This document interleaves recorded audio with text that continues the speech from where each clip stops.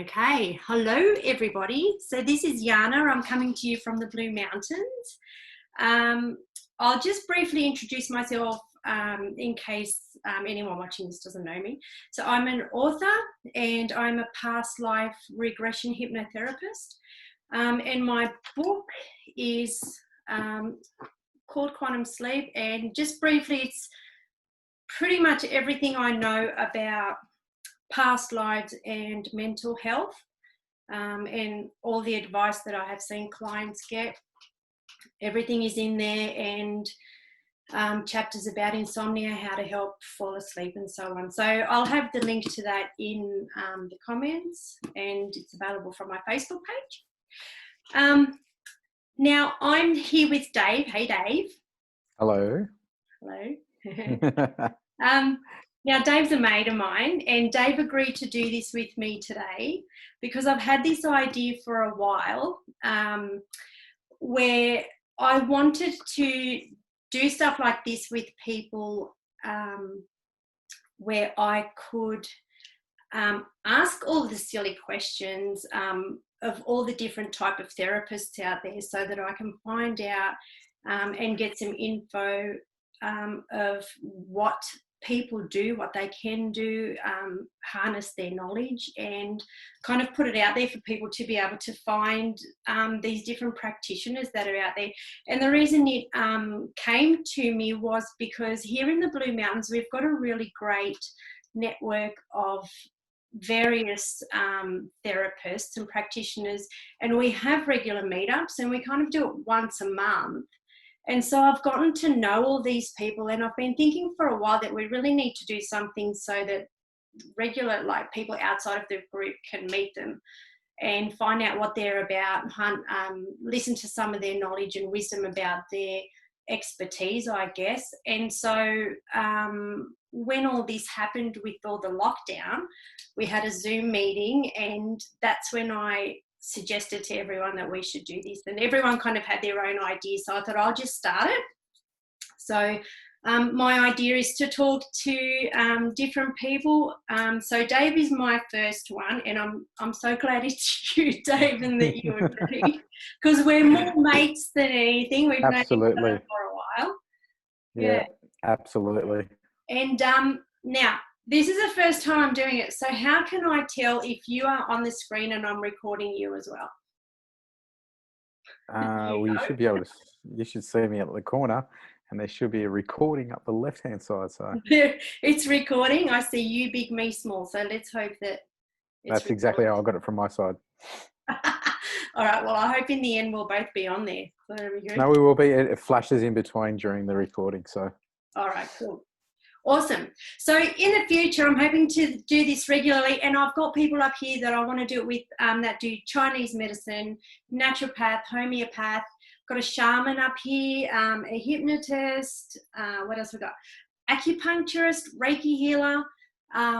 There's a numerologist that when we had a meeting, he did a talk, and I found that really, really fascinating, just with numerology and where we're heading in 2020 and beyond. So I'd love to get him to talk a bit about, because I just got such an understanding of people born without the one in their birth date, the dominant one of the 1900s, and what it means for those people, and what it means, for the years to come, that we're not going to be dominated by the one. So yeah, I find that really interesting. Also, there's a writer here, like my therapy, I recommend people write a lot as well. And a lady that does sound bath, which is healing as well. So yeah, really fascinating. So I hope to do more of these. So anyway, so Dave is a mate. We've known each other, and we met through music because we're both musicians. Yeah. And yep, absolutely.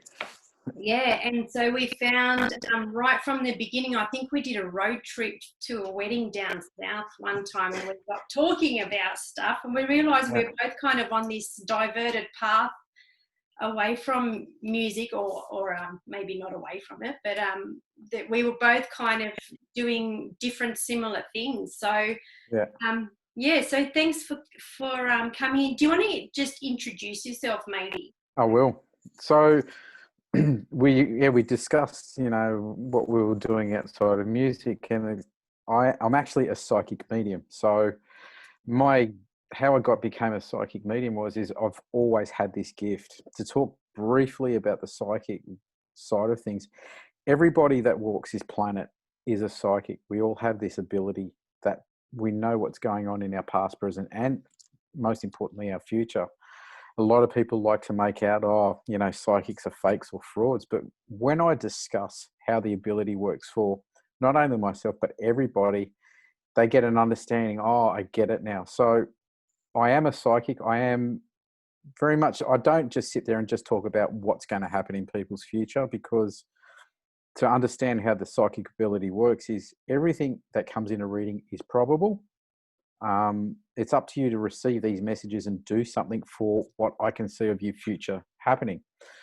So the only other difference is I am a medium as well, but not everyone's a medium. A medium is somebody who is able to connect with loved ones who have crossed over to the other side.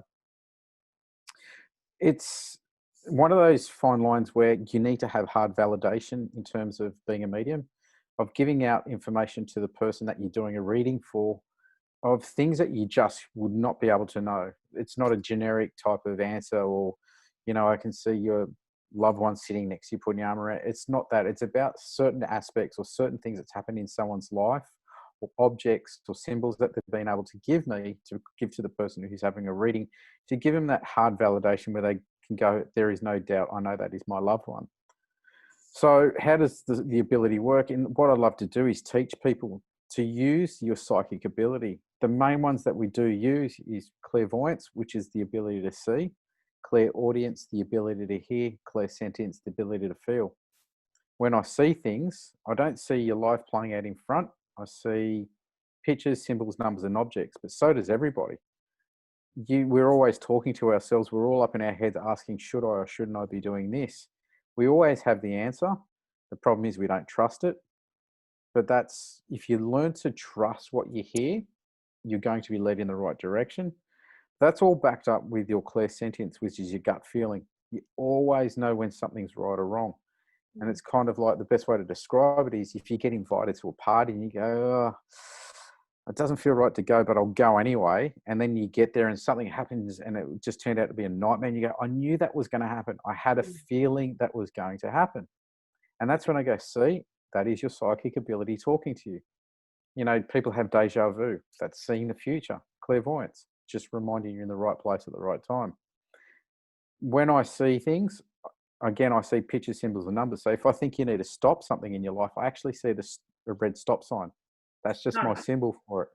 If I think you're in a crossroads in life, I see the yellow street sign with the black cross. And that just means, that person's at a crossroads and they've got decisions to make. But then if I see a future of you moving into something, like you're like looking at changing careers, or you're looking to meet somebody, but I think it's going to take a bit of time, I actually see the scene out of Forrest Gump where he's running along the highway. And that's just my way of receiving information, but then I hear it within my mind as well. And I do teach this. So if people are interested in learning how to tap into your psychic ability, I actually do courses on it, on how to first start off with, you know, different techniques, because we're all receiving information all day, every day. We just dismiss it. And the problem is that people don't trust it. So if people started to trust their intuition or their psychic ability, they're going to find that things in life are so much easier. But there is so much more to do. We just discuss and talk about, and understanding that as well, and how that there can change our lives as well too. So that's in whole pretty much where I do. So how long have you been doing this for? And did you have training yourself for it? We're all born, as I said, we're all born as a psychic. We all got the ability. And like I said, not everyone is a medium. You're either born with it or not. And I had both. And as I was growing up, my mum thought I was a lunatic. You know, I was able to say things, communicate with, you know, her loved ones that had already crossed over. And she was looking at me going, how do you know this? I've never just talked this with you. But over life, as I got older, to take a step back, as a young child or a young person, you tend to use less logic like an adult would and just accept things for what it is. But as we get older and we learn more things, we tend to learn to dismiss things a lot quicker. So, you know, for me, when I was growing up, I could communicate with spirit or know things about spirit. But as a kid, I just thought that was normal. But as I got older, I went, oh, well, I must be losing my mind. So the more that I knew things, I became scared of it, and I actually pushed it away where I didn't want to know about it. But then through my 20s, I got involved, you know, in some situations, got into some relationships that were toxic, that I knew things that were going on in the relationship. And then I got myself into a pretty bad point in life. It was, you know, I have no problems at talking about it. I didn't want to be here any longer. And that's when my ability really kicked in and actually saved my life. And then I felt that I had to go and see a psychic. For some reason, which was my own intuition, my own psychic ability, to come in and just say, go see a psychic. And I still remember the very first reading I had with this incredible lady. Unfortunately, she's not here in this world any longer, but she didn't use tarot cards or any other types of tools. She just basically used all the different clairs that we all have. And everything resonated. And I'll never forget, she looked at me and she goes, you don't realize how connected you are to spirit. You know, she says, your ability is extremely strong. And she goes, I believe over time you are going to do some sort of work where you help people. And it really stuck over in my mind. And there was several years later that I went and saw another psychic as well who said the exact same thing. And she gave me a book of one of her books on learning how to tap into your own psychic ability. As soon as I read the book, everything in my life changed. And actually the job didn't choose me. Sorry, I didn't choose to be a psychic. The job actually chose me. It just seemed everything in my life was falling away from doing other work except for doing this. Because I started to do it part-time. I was doing my music. I was a disability support worker, and I was doing psychic readings on the top of that as well. But I just became more and more busy with psychic readings. The disability sector was going through major changes, and it all just fell away to where I just fell into this job and went into it full time. So now I've been full time for about 3-4 years, but I've been doing readings for about 8 or 9 years. Oh, wow, that long. Yeah, cool. Yeah. Yeah. So it's been an incredible journey. And the thing is, you never stop learning. Yeah. I'm always looking to evolve as a person for my own self, but also looking to evolve as a psychic and a medium as well. Because the way I receive messages, the way it all comes through for me changes all the time. And it changes with the different individuals that I meet every time as well too. So it's kind of like when I'm not reading, I'm practicing. I'm looking at or reading up on other psychics and their experiences, or looking at, you know, YouTube's an incredible platform to see other psychics, ones that are credible, how they work and how they operate. And as you watch them do things, you say to yourself, aha, I have similar experiences of that. And it makes sense to yourself. It's one of those things where you just got to keep working on it. And it's even in the same field as your own self. You will find over time that it's like getting your own style. You evolve into learning it a certain way, but over time it changes because you learn to evolve with the different types of people you meet, the different types of sessions that you'll have. And it's just an incredible journey. Yeah, absolutely. And I've noticed that too. And even the practitioners that have studied the same technique, we all seem to put our own spin on it. And because, I mean, we connect to ourselves as well while we're doing the session. Absolutely. And it's all experience. And you know, with me, no client is the same. Like, I mean, no one's history is the same throughout their life. So, it's always a learning process, which is great. What I'm actually finding is I've actually done a number of readings for actual psychologists these days. And a lot of psychologists that I've actually met with, who obviously they believe in the psychic ability, are wanting to get away from that textbook clinical psychology. They want to be more holistic, where their foundation is what they learnt through university. But they kind of find that clinical psychology can be very cold at times.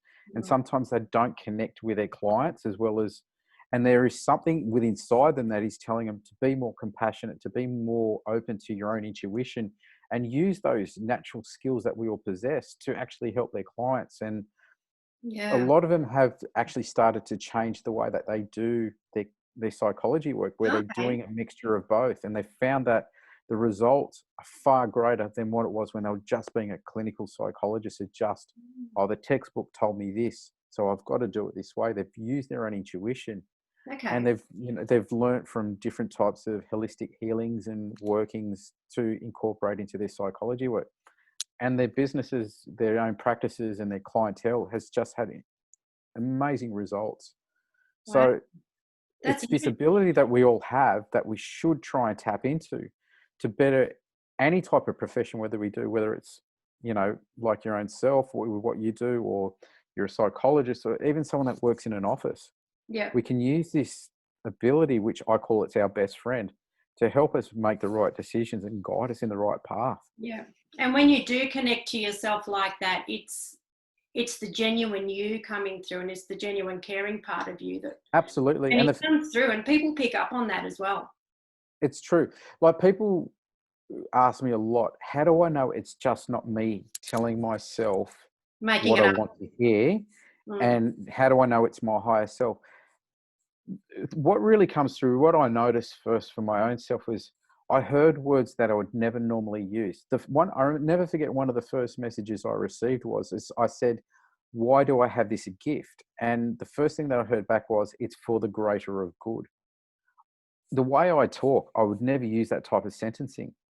But with that, it was the kind of feeling that hit my body at the same time. I knew that didn't come from me. I knew it was a higher source. And the more that you practice it, the more you realize what are your general thoughts and emotions compared to what's coming from a higher source. I'm a big believer that everyone should start their day with, 5-10 minutes of just listening to your own thoughts. What do When I you need to wake do up. to make my, yeah, Mm. like you wake up, you have your breakfast, you have your showers, and you get yourself ready. And if you've got a moment, whether you're at work or at home or wherever, is to go, what can I do to make myself better for today? And you will hear things.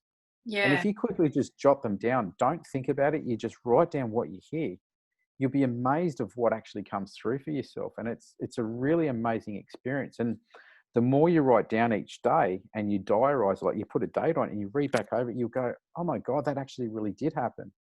Oh, So yeah. then what that does, it actually builds a better trust within your own self. So as you go through your days and weeks and months, you start to pay attention to more of your thoughts and understand why things on the outside are happening the way they do, where you realize what's going on with your friendships or your relationships or your work, and you have a better understanding.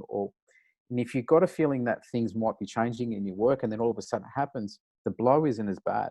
You kind of, I knew that was going to happen. So, and you've already might have made, so say for instance, with the COVID-19, a lot of people, have either lost their jobs or they've been put on hold. A lot of people that I've taught could see something like this coming. Something was going on with their jobs.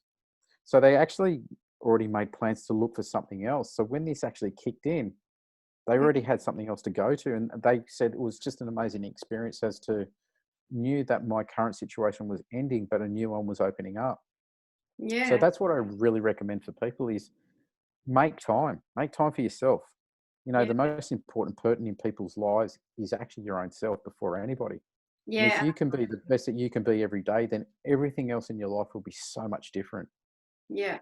And further to that, I just want to add that this is something I say in my book regarding sleep as well, is taking that time in the morning. I say to do it as soon as you open your eyes, because um, I, I believe and I feel that, and I've heard through clients that answers and results come through your dreams. And Absolutely, 100%. the way that, as when you open your eyes first thing in the morning, as soon as you start becoming aware of being awake, you Mm, need to just pause and have a think about how you are feeling.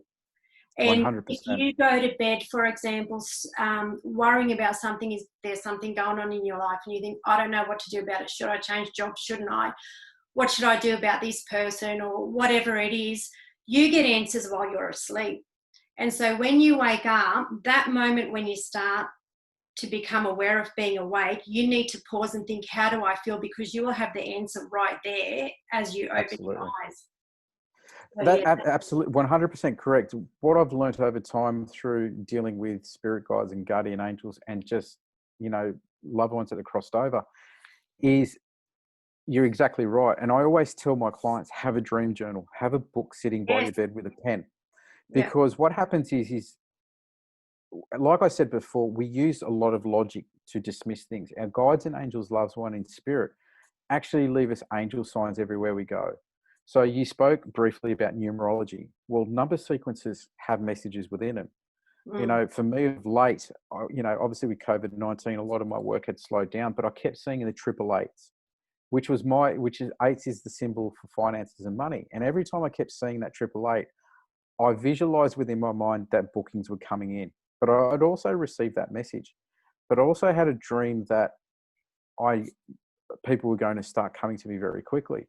What happens is our guides and angels and loved ones in spirit leave us messages during the day with angel signs, but our mind is less active when we are asleep. We don't use logic in our sleep. Our mind is Mm. open.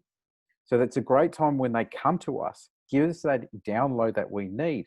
So when we wake up in the morning, we're like, I had a dream that, you know, someone might have lost their mother. I had a dream my mum came to me and she said, don't worry about it. You're going to get a new job. And they've written it down. And then within weeks, they've got that new job, or don't worry about it. Everything's fine. Or they see themselves buying a new car, or a change in relationships or work or whatever. And you're absolutely right. When you wake up, if you can remember your dream, write it down. Yeah.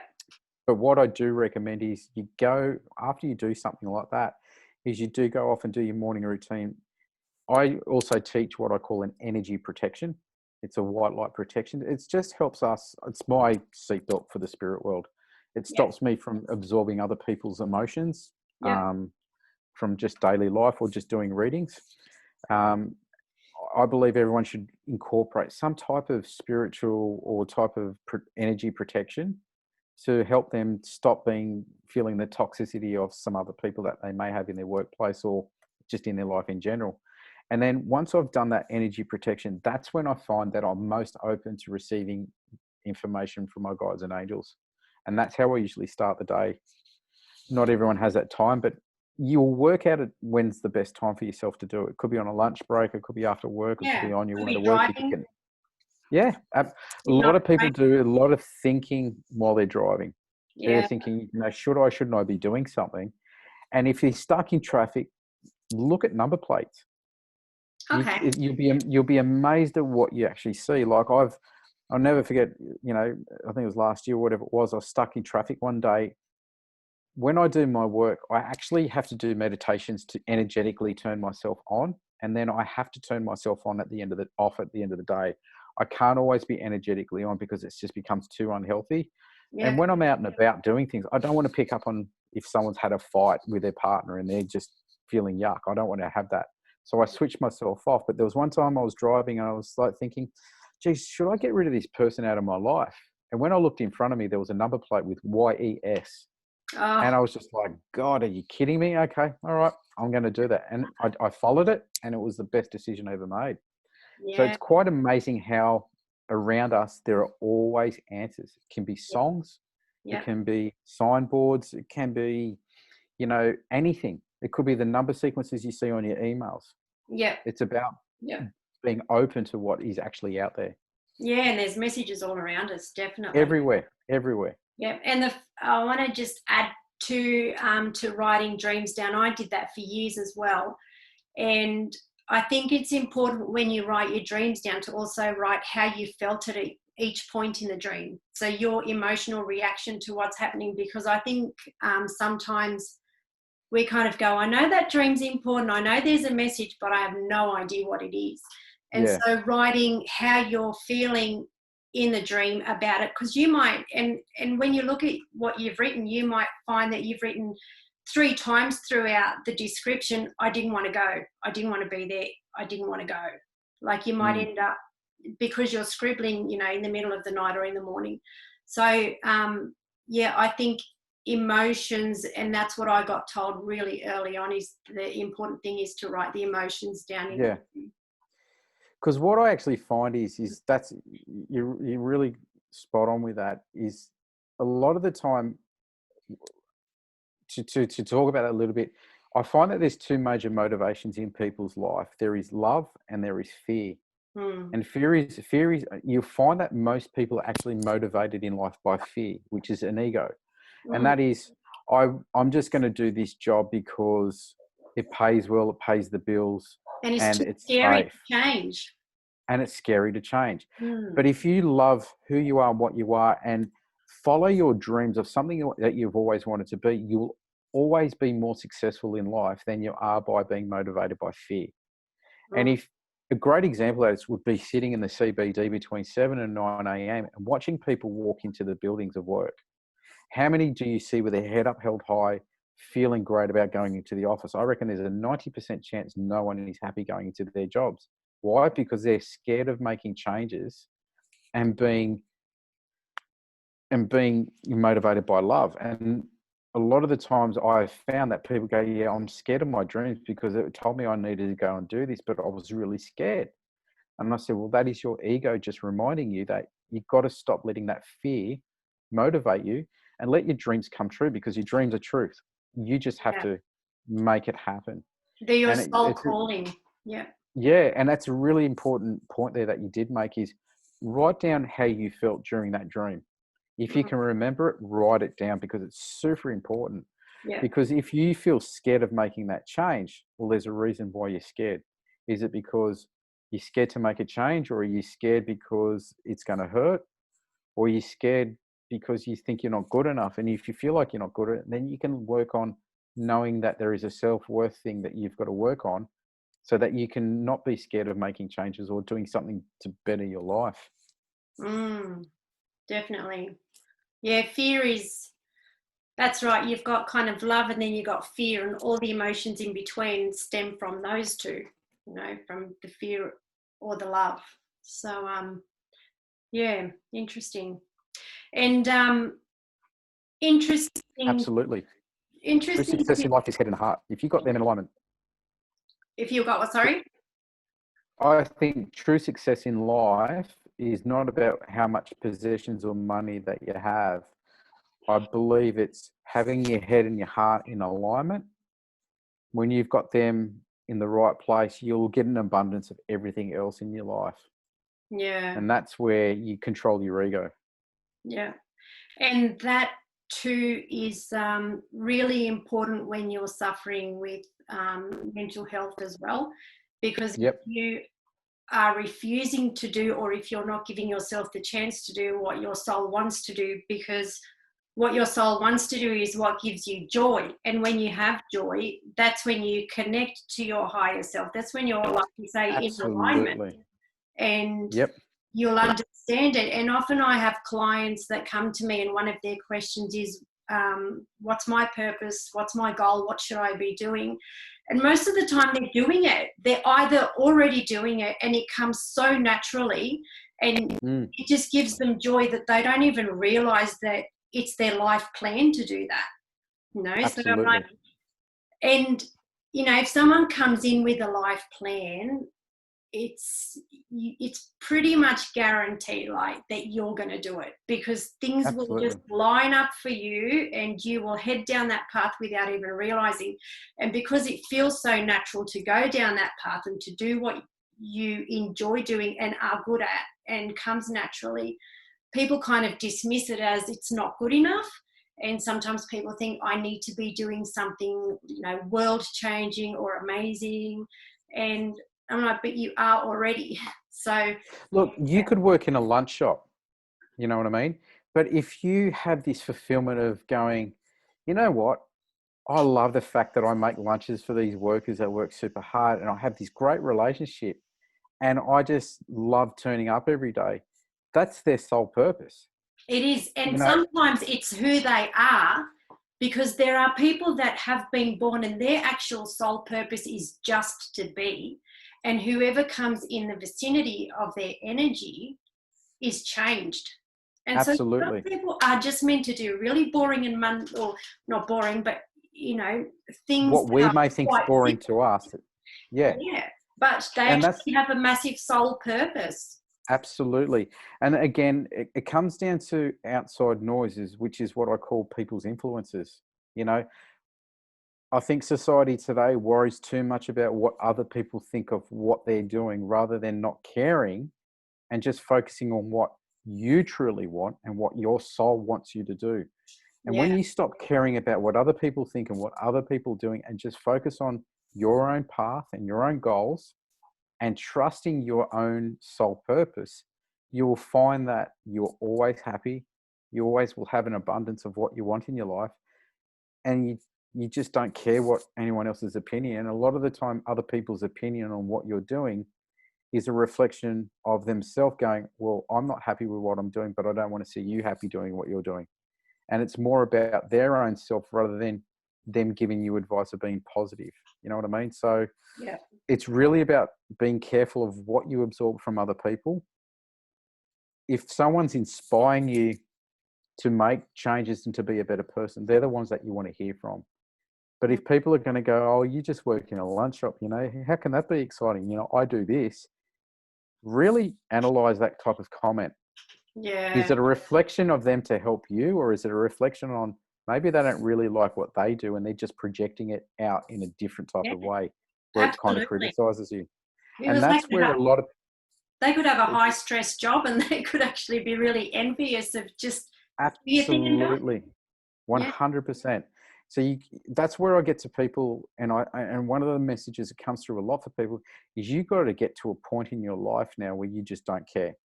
Don't yeah, care what anyone thinks. You are the most important person in your life. So listen to what you really want. You could want to do a job that seems so ridiculous, but who is the one that says you can't do it? It's yeah, your own self. yeah, We set the limitations on our life. Nobody else does. yeah, We limit ourselves. We got to have life is limitless as long as yeah. we believe it and that we know that we can get there, and you will get there. Yeah, absolutely. And the other thing about that too, whatever job you are in or whatever it is that you're doing, just embrace it, because I've hypnotized so many people that then go to a life where they're a ruler or they're Mm, responsible for everyone. They're responsible for an infrastructure to work.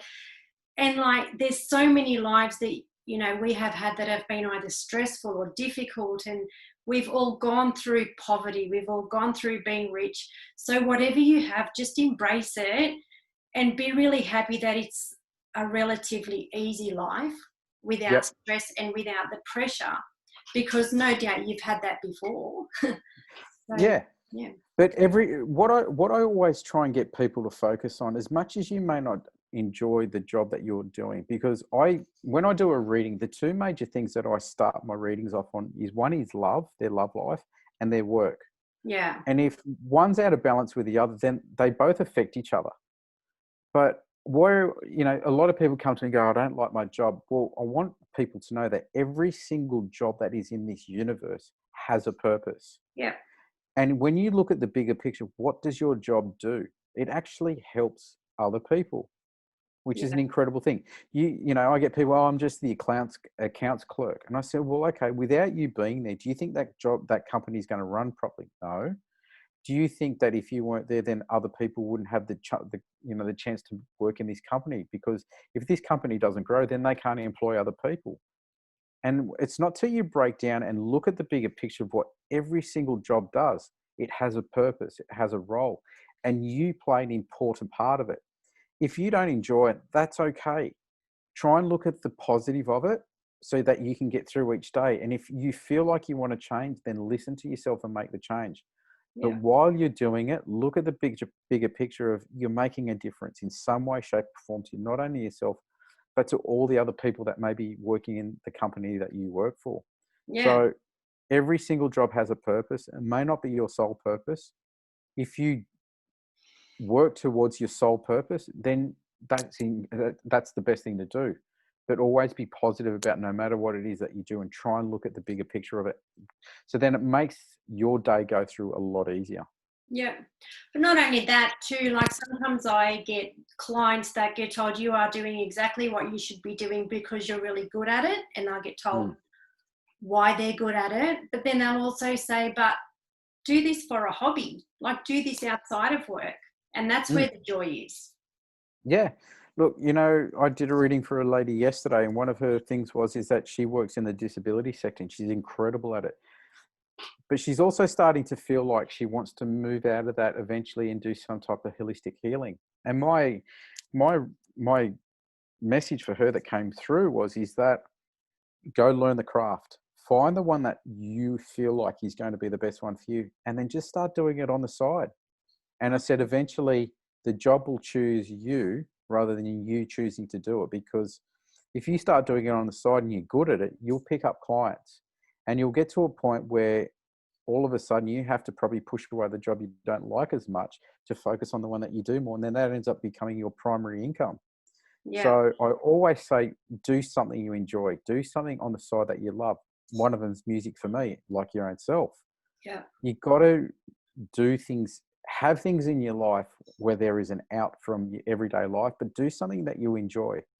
Yeah. If you make money from it, great. If you don't, who cares? At the end of the day, it's about being happy. It's about putting your mind in a really good place and just enjoying life, because really it's short. We have one opportunity at it. So let's make the most of it, really. Yeah. Yeah. Very good.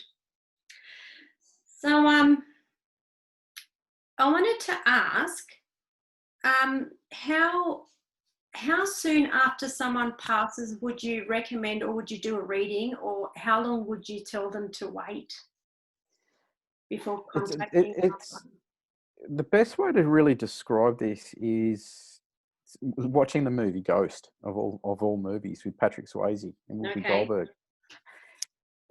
If someone dies suddenly in a car accident, or they were murdered or something like that, sometimes it can take a little bit of time for them to actually be able to communicate. I can usually feel there. And as a medium, I've got to explain this, is I don't see the person. You know, people think I'm seeing a ghost or an apparition. I do tend to see flashes of energies of ghosts sometimes when I'm out in the streets or whatever. Yeah. But if I'm doing a reading, I feel them. So my right-hand side is my male side, my left-hand side is female. And usually what happens is I feel an energy on one side of the body. If it's above my head, it's usually an older person, like a grandparent or a parent. If it's middle range, it's someone of the same age, and low, it's like a child. When someone crosses over really quickly, like in an accident or something like that, I tend to just feel that energy. But it's really hard to kind of pick up what they're trying to say. It takes them a little bit of time to realize, hang on, you've crossed over to the other side. Yeah. It's like they've got a little bit of a journey of learning how to communicate. But usually if someone's like quite sick and there's a process of them, you know, getting sick to the point that they cross over, a lot of time people would actually resonate with this is, you know, people that they know of that's in their last days or weeks of their life, they look at them and go, they've already gone. For some reason, that doesn't look like but even though say it's a cancer and it's really eaten away at their body, it's not so much that they're physically changed. It's like they can pick up their soul has already left. And what I tend to find is that the soul and spirit has already crossed over to the other side, and it's waiting for the physical being to end. And usually the physical being stays is because they're waiting for they've been able to say goodbye to, they can connect with. So say for instance, someone comes to me and says, look, my mother died of cancer, but she only just died yesterday. I can't call direct. It's up to the spirit who want to come through. And if they want to come through, they will. Yeah. Sometimes they receive other spirits that come through that maybe connected it to them. But eventually through a reading, that person usually does come through if they want to. But depending on the time frame of death, it really does take, it can be a day, it can be 3 weeks or 3 months. It really depends on the spirit itself. Yeah, it depends on the way they've passed, I guess. Yeah. And, you know, there has been some types where people have actually died of a heart attack, and, you know, within a few days I've actually been able to communicate with that person. yeah. It just really depends on the actual individual itself. So, like I said, I can't call direct, and sometimes, you know, I've had a lady come to see me and she wanted to talk to her mum, but her dad came through and she flipped the lid. I don't want to talk to that guy. But I said, he's the one that comes through. And to explain it a little bit more, sometimes spirit will piggyback off another spirit. So you may have lost a loved one, and for some reason your grandmother comes through first, and you're like, oh, yeah, yeah, okay. And then we communicate, and then all of a sudden I'll go, but hang on, I feel like your father's here. And she goes, yeah. And I said, okay, well, what's happened is your grandmother's brought that spirit with it, then has moved out of the way, and now is allowing your father to communicate. And that's how it happens. It takes a bit of time to learn it, to understand it. But once you get a grip of it, it comes through, you understand all different situations. Yeah. Okay. Yeah. And I know that with the past life regression, I know that a soul can leave a body anytime it's ready, before the body Yep, dies. Yeah. absolutely. So that some people might find that comforting, I guess. It's actually really amazing. I don't fear death. I know that we continue on in it. We live in two worlds. We live in the physical world that our body's in, but there is also that energetic world, the spiritual world. And when our body's a vehicle, and that's what actually leaves, is just this physical being ends. But Yeah. our soul and our spirit continues on. And there is, people say, oh, how do you know? I just know. There's no way of doing it. I just know Yeah. that we continue on. And that's why I say to people, death isn't an ending. It's just a change. Yeah. It's just, all we're doing is evolving. Yeah. And it continues on just in a different form. So you've got to learn to embrace it. Don't be afraid of it. Yeah. Yeah. And so if someone has, say, lost someone suddenly to an accident, do you think it's helpful for someone that's still here to go to the site and maybe do a little ritual, a candle thing, or speak just to help them realize that they've passed? And I say to people, do what feels right for you. okay. A lot of the time, spirit will come back and say, don't come to the cemetery to visit my grave. Oh, really? But they just go, there's no point. I'm in your heart. I'm in your soul. I'm around you all the time. Know that I'm there. But some people get some sort of healing from being at the place where that person passed, or where that person's been laid to rest. So my suggestion is, do what feels right for that person. If you feel that you need to go there, then trust that feeling and go there. You may feel like a presence or some type of energy around you of love from that person. So do whatever feels right. The grieving process will never ever leave. It's something that stays with you forever. It's just that you, as a human being, and especially through COVID-19 and the restrictions, we adapt to situations very quickly. And it's about learning to adapt, that you no longer have that person there, but they are going to be there in some way, shape or form. And if you're open to it, you will feel that the communication actually comes through very quickly for yourself as well, like through dreams and, again, angel signs and things like that. Yeah. But it's always about just going with what you feel that you need to do, and don't worry about what other people tell you. You just got to really trust your own self. And then grieving is something that is hard to deal with, and there's no time frame on it. You just got to ride with it. Yeah. Yeah. Cool. Good advice. Have you ever had a reading and nothing's come through? Actually, I do every now and then. I do get clients where I usually pick it up on the phone or through message when I'm messaging, that they're not the type of person for me. It's about energy, and to explain that, when you meet somebody and you go, look, they're a nice enough person, but we just don't get along.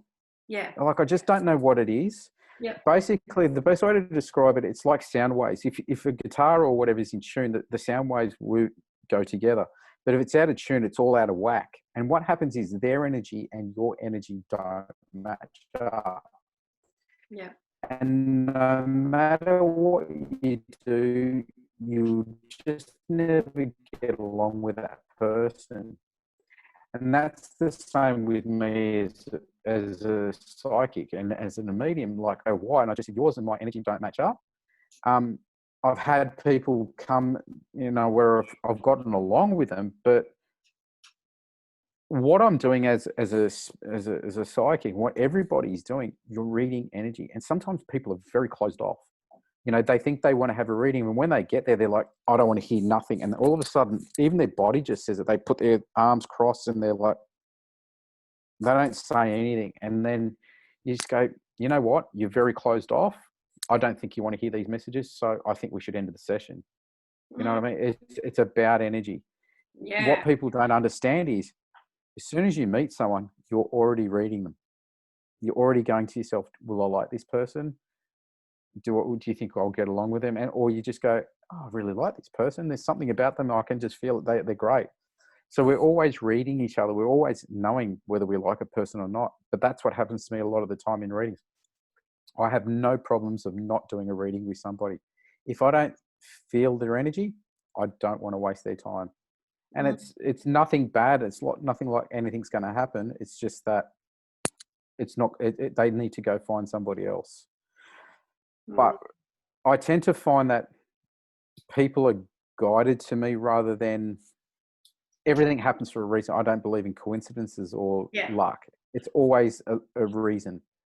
A lot of my clientele has been through word of mouth or recommendations, and that's a sign for that person you're being guided to me to come. So it's very rare that I have people that come that just I don't feel like I can do a reading for. But I also don't have the problem of just saying, no, I don't want to do a reading for you. But it's also about energy management as well too. What you do, what all your people in the Blue Mountains do in terms of body work or working with people. It is about energy management. And if we're not in the right frame of mind or don't have the right energy to do our work, we shouldn't do it. So we've always got to make time to rest. Yeah. But we've also got to say no as well.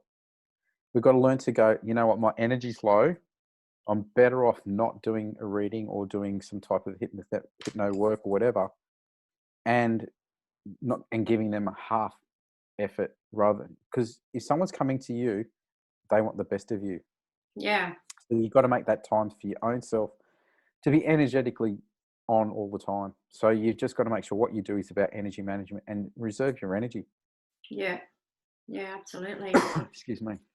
Yeah, and I know that when I have a client coming, and I've predicted it every time, because I connect to myself, I connect to the client's higher self and down to them. And if I can't feel it, I know they're going to cancel. They're not going to come. So, and that's a great indication. That's just you using your own psychic ability. That's you connecting with your higher self and getting the information. It's an incredible thing to do, and keep doing it, because it'll save a lot of hassle in your life. Well, if you think, and it makes the session easier because I start working before they even come. Like I start the process before they, and I get them to. I tend to not do that. I prefer it when I'm with that person. I like to just kind of just start a general conversation with them, build the energy up. Because a lot of the time when people come, they're very nervous and their energy's kind of scattered. And I always start my sessions off with talking about how the psychic ability works. And then what you find, their energy just goes from being really nervous to being really calm and excited. And then that's when the information just gets thrown at me. And it's kind of like, I've got to brace myself, because sometimes it comes through so quickly and I've got to grab everything all at once. So it's really cool. Yeah, cool. And it's funny when you said that, like, as an adult, you had your first psychic session with someone. I had exactly the same thing, had exactly the same amazing moment out of it. And so, yeah, I thought it was after I contacted you, I thought it's so fitting because that's where my journey began as well. And she said to me back then, I can see you being able to see into bodies and seeing what needs doing. And I actually do that. And absolutely. And I didn't, I kind of forgotten what she said, and that's what happens. Like, you forget info you've been told, you're like, oh yeah, whatever. And then when you're doing it, you go, oh, they said that I would do that. And I can just see it. And I don't know if it's Reiki because I haven't studied Reiki, but I can just see the energy. Like, I see it on the body and I know what needs to be done. And I try to get the client to do it, and I work with the client if they're struggling. And it's really fascinating that, she said that so long ago, and here I am. And that's the thing. Usually out of a reading, it's like, I call it, I tell people, when you come to a reading, I want you to understand that a lot of what it comes through will happen in the days, weeks, and even months. And it's going to be that aha moment. I get it now. And sometimes people only remember one thing, but that one thing is so important for that person.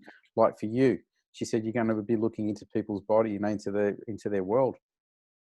You can't really remember anything else that she said, but that was the one that stood out the most. And here you are today doing it, which is truly incredible. And Yeah. that's the thing. As a psychic and as a medium, these messages are not for me. And 99% of the time, I don't remember my readings because they're borrowed thoughts, feelings, and emotions. Yeah. And it's not for me, it's for that other person.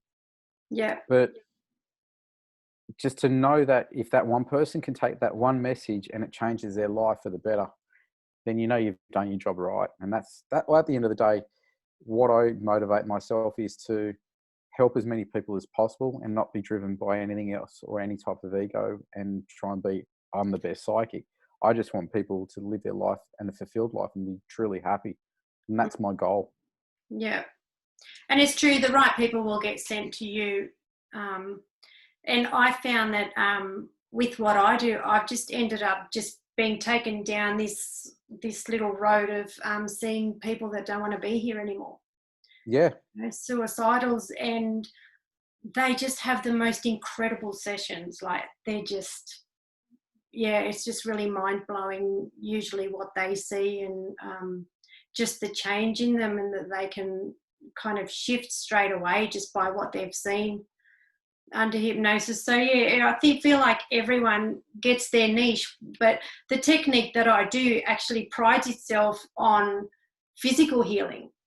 So physically healing the body during the session. Yeah. And when I started studying it, I didn't know this was a part of it. I just wanted to explore past lives and help people explore it for themselves, because I had spontaneously seen a few, and knowing what had happened with the characters that were in those lives was really just gave a lot of clarity. So I thought, I just want to be able to facilitate that for other people. And then the technique kind of fell into my lap.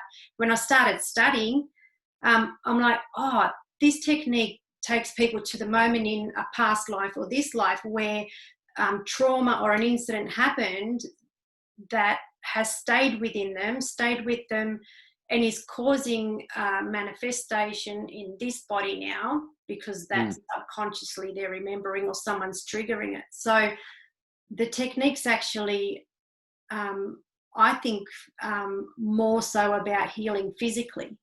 But I've kind of, I've gone down the road of mental health with it, because I just find, and that's what I'm kind of saying. And when you say that you've had psychologists come to you for it as well, I've had heaps of people that come to me after going to psychologists and not really getting what they need.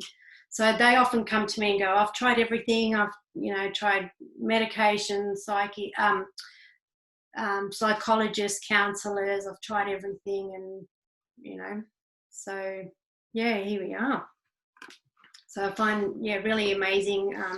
It's really important that people to try. I guess people really got to figure out what feels right for them.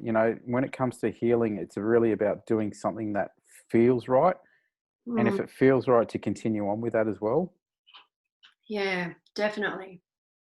So, if you don't feel good about a psychology session, then look into other things that it's about doing research and understanding what comes through can be the most beneficial for you. So you've got to look at all different aspects of what feels right. Did I feel that it was good? No, I didn't. So then maybe look into what you do. But the cross, I think everyone that you mentioned in the beginning should be working together in some way, shape or form. I think it's really important that everyone in your community out there, whether it's the numerologist or your own self or the person who does Reiki, is refer people. I can only do so much with a certain person. I can give guidance I'll never tell someone what they should and shouldn't do, but I'll give them the messages of guidance of which path they should take. But that's when, if I feel like they're going to benefit from what you do, is you can build upon what I've given that person and then take them to another level. And then you can refer that person to another one of, one of your colleagues or whoever is out there. to build upon that. And that I'm doing some work with someone that lives, not far from me, and we're basically generating like a spiritual medical center. We've been doing a lot of cross reference. He's an energy healer, and it's kind of, he refers clients to me, but I've been referring them back because I know what he does is able to build upon what I do and take him to another level. And it's going to be a big cross reference. And the importance of doing that, not only is it beneficial for myself and him and other people that I know of in this holistic world, but everyone should band together and look at how, if I can't help this person, then let me pass them on to somebody else. Because what will happen is, by doing that, they're going to be thankful for it. And then they're going to refer one of their friends to you for whatever it is that you do as well. So I want everybody to be very open-minded about, if the client is not suitable to you, try and help them and guide them into another person that you believe in that can actually help them. Yeah. Because at the end of the day, the intentions is we're here to help people and make a difference in people's lives. And if you can't do it, try and help that person to find the right person and see how they feel about that type of healing or type of help to make them better, and work with them. And it pays off at the end. You'll always get the best results. Yeah. Yeah, well, you want the person to get exactly what they need. So you just offer some options, and hopefully they'll find the one that suits them. Yeah. No, you'll find the right one. And when you find the right one, stick to it until you feel like I need a different source. But you'll find that, when you find the right one, that you'll want to keep going back to develop more. I always hear the word evolve every single day. Always look to evolve and always work at something to be something better, and you'll get there. Yeah. Yeah, cool. Now, do you get nagged by your guides? Yeah, I do. When I'm not doing something I should be doing, or they give me warnings about, every now and then I'll get nudged, and it's like, oh God.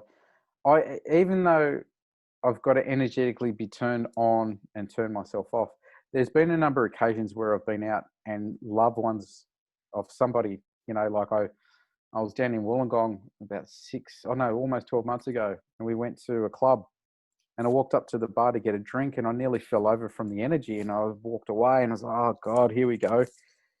Anyway, I've received information to go back to the bar and talk to one of the girls, and her mother had passed away and had really wanted to let her daughter know that she was okay.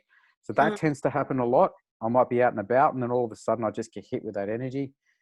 But there are times when I'll be just sitting there, and I think everyone who's very much into the spirit realm or spirit world, they'll get a pinging in their ear, like a ping in the left or the right ear. That's usually like my guides or angels sending me text messages saying, hey, we've got some messages for you. Yeah. Time to download, or pay attention to what you're thinking or what you're saying, because you're either being negative or you've been positive, and you need to run with it or you need to stop with it. So I do get nagged, and I think, do you really have to tell me this right now? I'm into the juicy part of this movie and you want to tell me this? So it's happened like that. Or it's even happened when I've been doing gigs. I've done, happened in Newcastle. I was doing a gig on Australia Day. And as I'm playing, this white feather flies down right in front of me.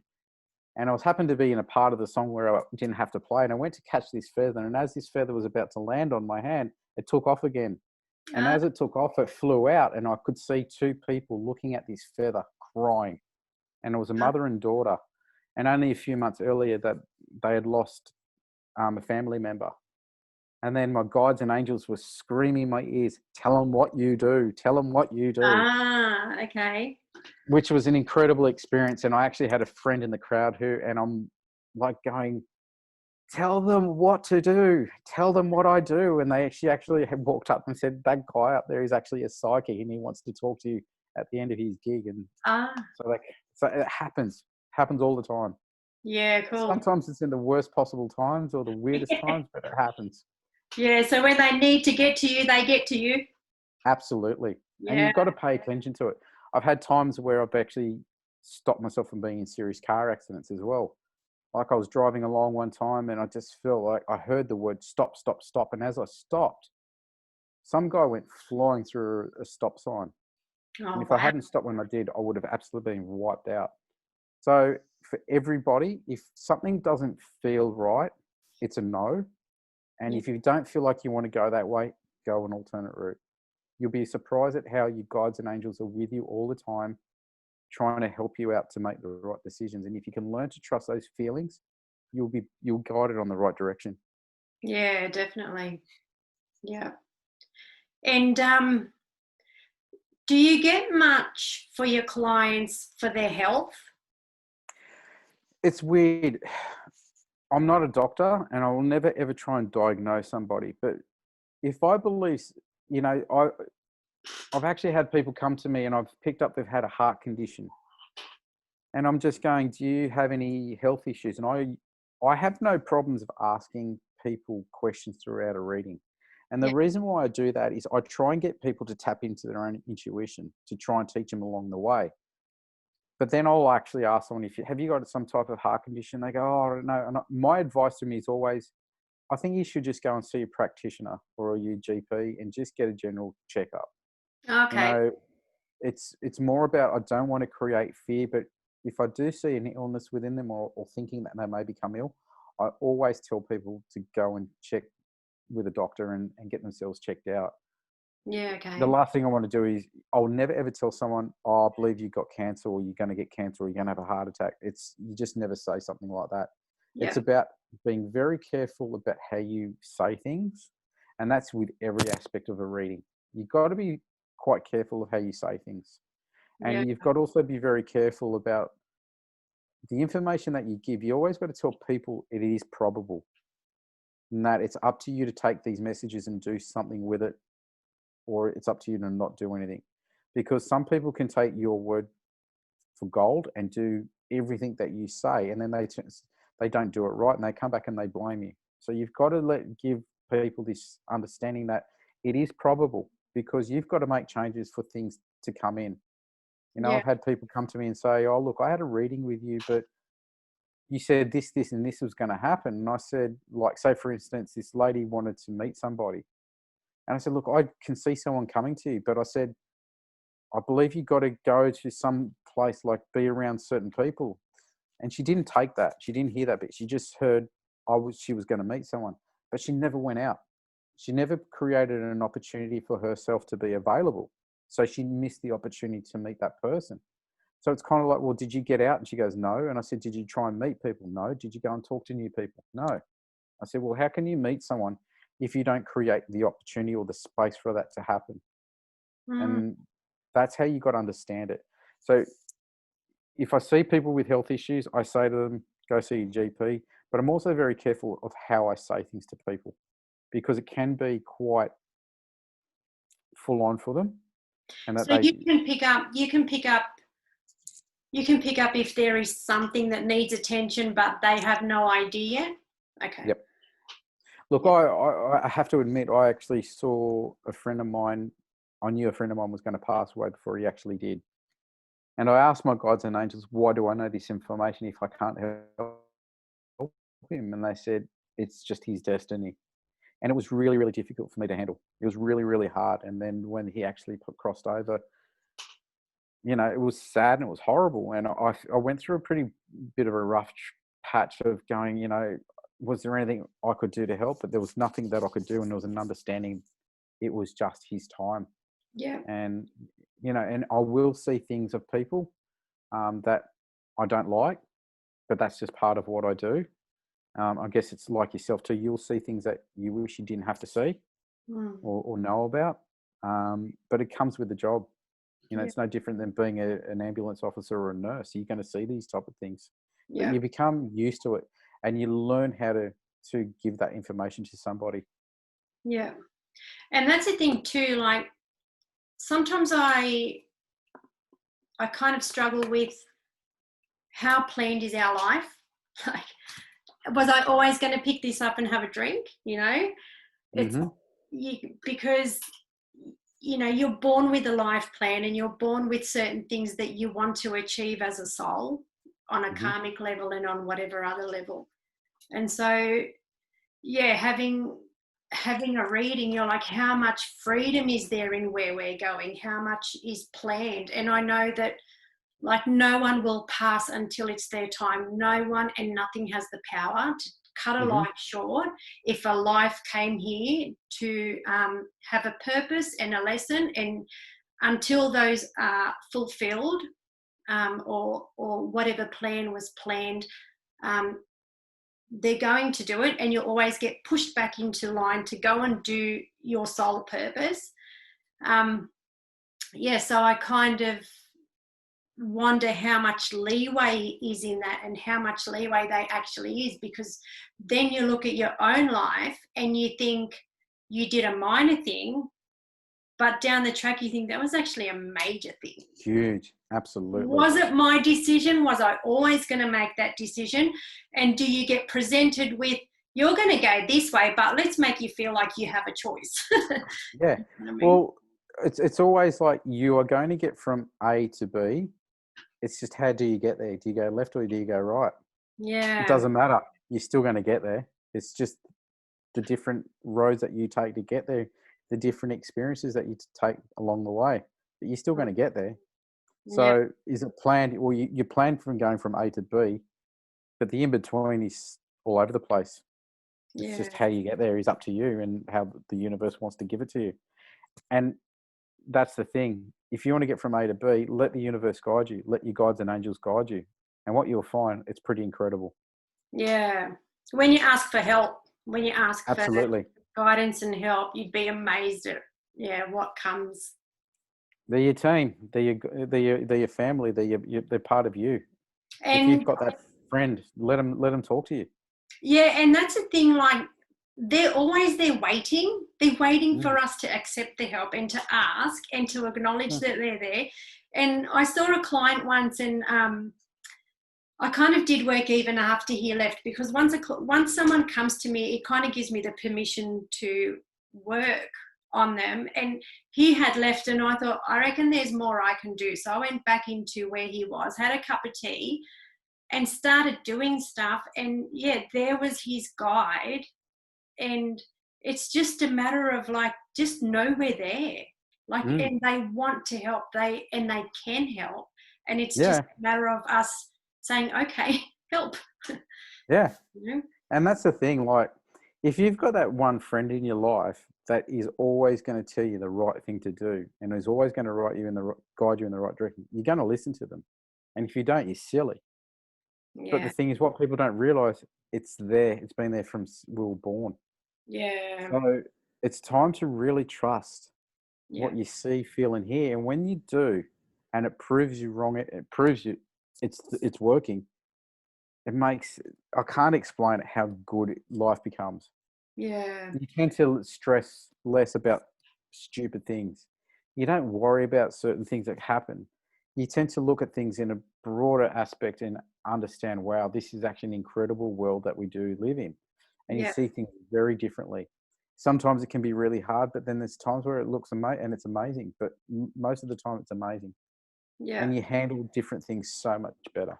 You do. And when there's, situations where it might be a bit stressful, or you're like, oh, I don't know what to do, you just go, take care of it, universe. Absolutely. And just see what happens. And if you're meant to go, someone will, something will happen, you'll go. Like, if you're meant to go, you will just be there. It's just going to happen. Yeah. Absolutely. So it's just it's surrendering.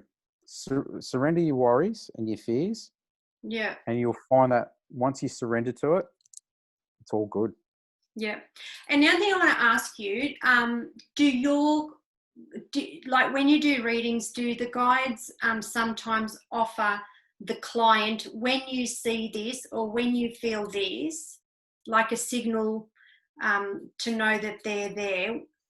Do you get those, and what are some of the signs that people get? Because I know I feel a breeze. Like, with me, I know that I feel like a window's open, and I feel it, and I know that they want to talk. my body moves from side to side like a pendulum. Oh, does it? I start swaying like this. And Physically, or sometimes when the just you energy's feel strong, it? yeah, physically, no, physically, it Ah, actually feels like I'm on a boat. yeah, And when spirit comes around, it's like, when you've been on a boat all day and you hop off and you can still feel the the water ceiling. going. Yeah. Yeah, that's how it feels for me. I become very dizzy and I get this wave of like shortness of breath and I feel cold and get the goosebumps. And then That's I really know that strong. yeah, yep, that's what happens. So some people are freaked out and going, "Why are you swaying?" And I'm going, "Oh, that's just spirit coming through to me. That's all right. Don't worry. I'm not going to start going off into some tangent." But that's how I know that I'm connected. And sometimes I'd be sitting there, and the next thing you know, my body's swaying there. I could be watching a movie. I'm right into it. Back to how does my guides ever annoy me and Yeah. just contact me? And I'll be sitting there watching the movie. Next time I'm going swaying, and someone goes, "Hang on, why are you swaying?" And it's like, "Oh, am I? Oh shit! I think someone's trying to call me." And then next, I'm just listening into it. Okay, cool. Thanks for that. And I'll get back into my movie. So my body just starts moving physically. It just Mm, sways. yeah, okay. And are there little minor signs that you've noticed your clients get? Yeah, look, I think when I talk about angel signs, it's, oh yeah, I have been seeing that. Oh yeah, I get that now. Like, you know, finding coins on the ground is always a sign of stop worrying about your finances. Okay. When they find feathers, white feathers in the most craziest places, it's from a loved one. Even though it's come from a bird, it's like, why did you look behind that spot for? Why did you go there? Why did you look at the time or whatever it is? People understand that, oh, yeah, I get it. But then people during a reading feel an energy change as well. They can actually feel their energy completely change. And they go, oh, I'm feeling so different right now. And it's kind of like, well, that's the energy of spirit coming through to you and your guides and angels connecting with you. Allow it to happen. Don't be afraid of it. And when they stop being afraid of it, they get it. And everything starts to flow a lot more. Yeah.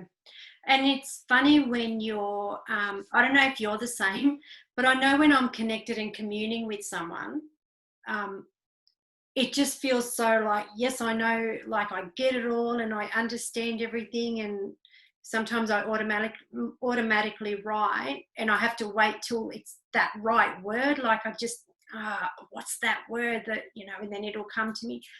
And Yeah. it feels so like real in the moment. Yeah. And then I can like sometimes I can like switch out and I'm like, what the hell was I doing? Like it's just this shift between when you are tuned in and communicating to then when you switch off and you're not. It took me It's a a big while. difference. Yeah, big difference. Yeah. And So, that's when you know that it's pure. That's when you know yeah. that the messages are real, because it's kind of like there's a big difference between the spiritual you and just the everyday you. There is that Yeah. two different beings. And that's when you know, hang on, my ego wasn't in the way of this. It was actually really a pure messages of what I was picking up for that client. And that's when you got to give yourself that compliment. You did well.